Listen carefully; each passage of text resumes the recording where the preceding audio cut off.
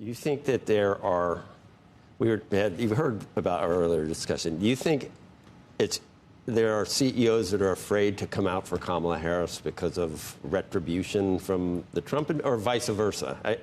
Is it harder to come out for Trump or harder to come out? I think it's a no-brainer. I could go to every book party in New York and cocktail party and the mainstream media would love me and Joe Kerner would be great if I were to endorse Kamala Harris. You're correct. So with Trump, by the way, one of the benefits, it's an absolute nightmare for you. One of the benefits of supporting Trump, one of the few benefits of supporting Trump publicly, is many people come up to me, CEOs. And say, I'd like to support Trump, but Bill, thank you for saying what you're saying. I wish I were similarly situated where I could, but I have, all my employees would quit. I hear stuff like that. Well, if you read 20 things that Kamala Harris has said in the past, it's all anathema to business and to free markets and to the filibuster and to the rule of law and to the border.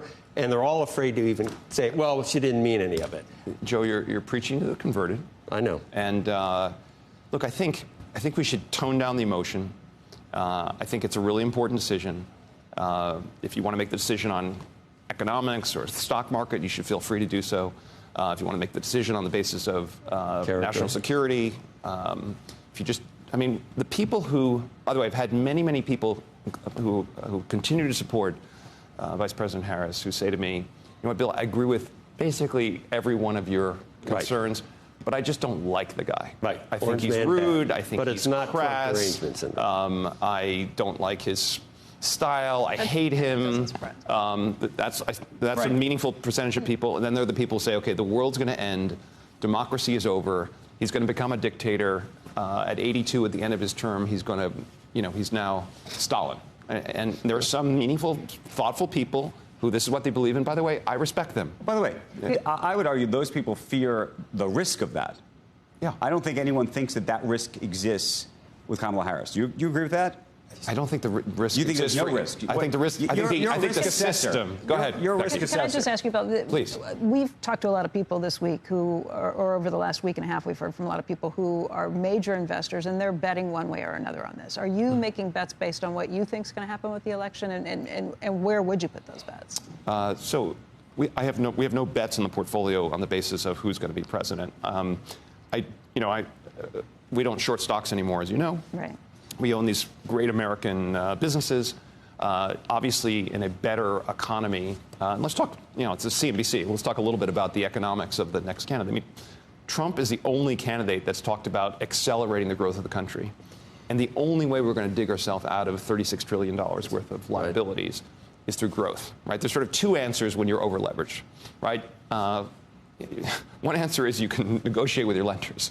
The other is you can increase the value of your assets. And how do you do that? You increase your profitability. How do you increase your profitability? You reduce expenses. He's the only candidate. And actually, let's talk about team for a moment, because it's not really Trump versus Harris. It's the Trump team versus the Harris team, right? So what have we seen? So Trump's picked J.D. Vance as his vice president. I'm afraid of mispronouncing him. Kamala has picked Walz. Walz is a self-described knucklehead, right? I can't imagine a world in which this guy is president of the United States. And you have to look at the vice president as a potential president of the United States. So that's, if I line them up, you've got a guy who grew up in a very, very challenged environment, addiction, family, rural America, makes his way to Yale, armed forces.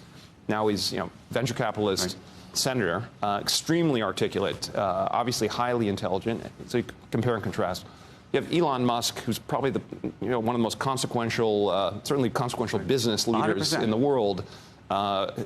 It's proven he can take on 12 things at the same time and change the world. Okay, who's going to he's put himself out here in this election. And first, the only one talking about government efficiency, right? And Trump's all in.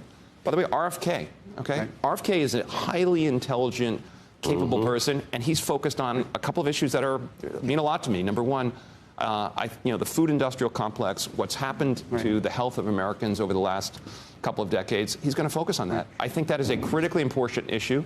I think examining the 73-shot regime that we give our kids and and Can I it's just ask worth, you, though, it's worth doing. You've spent your whole career talking about truth, honestly. Yes. You go out there publicly talking about companies that you think are lying. Sure. And I just want to know what you think when you see, for example, former President Trump publicly say on the record that he forced Deere to not move to Mexico. And then the company has to come out with a statement that says that that's false, fundamentally false. He puts on Twitter or on social on his social media platform that Jamie Dimon is endorsing him. And then J.P. Morgan has to come out publicly and say that's not true. Actually, that's not what happened. What happened was Jamie said some positive things about Trump. Someone posted on Twitter that Jamie's endorsing him, and Trump, in effect, retweeted. Let me ask you this, though. But as somebody who cares about truth, yes. use the Deere example, because that's, Sure. that's as black and white as they come. So look, what do you think of that? I think there are probably many examples of Trump convincing and or threatening a company that if they open up a factory in Mexico, that he's going to, tariff their goods or whatever, and maybe confuse the company. Okay, but he certainly has used that kind of technique. But let me hold on. Go ahead. I want to make my own arguments You here. can, but you get to do it all day. I get to do it now. There's lies on both sides. It's like unbelievable. In her Twitter account, They lie for a living. okay, Vice President Harris put stuff out about Trump that are absolutely completely false. Like, so for example, he's going to sign a federal abortion ban. Okay, Trump's not going to sign a federal abortion ban. He's in bold letters, capital letters. He said it publicly. He's posted it. Otherwise, I can give you multiple examples. Just take a look at her Twitter feed, her X feed. It's a series of lies about President Trump. So, she's not some, unfortunate, again, I look forward to a world, maybe it's 4 years from now, and we have two candidates, and it's November 5th again, and none of them have lied. None of them have personal issues. They're like the world's most incredible candidates, and it's so hard to decide because they're amazing. Human beings are flawed. Donald Trump is flawed. Kamala Harris is flawed. You think they lie and it's the same? What about like eating pets? No, honestly, I know because we only got a couple minutes. Okay, let me focus. Let's talk about the issue. The issue is when you have totally open borders, okay, and you're flying 20,000 immigrants from one culture into a city of 40,000 people, and there isn't sufficient infrastructure, and they don't have driver's licenses, and they have different habits. And by the way, and maybe it wasn't cats and dogs, but they were trapping geese in the pond or whatever, whatever the ultimate truth is. There's a symbolic element there.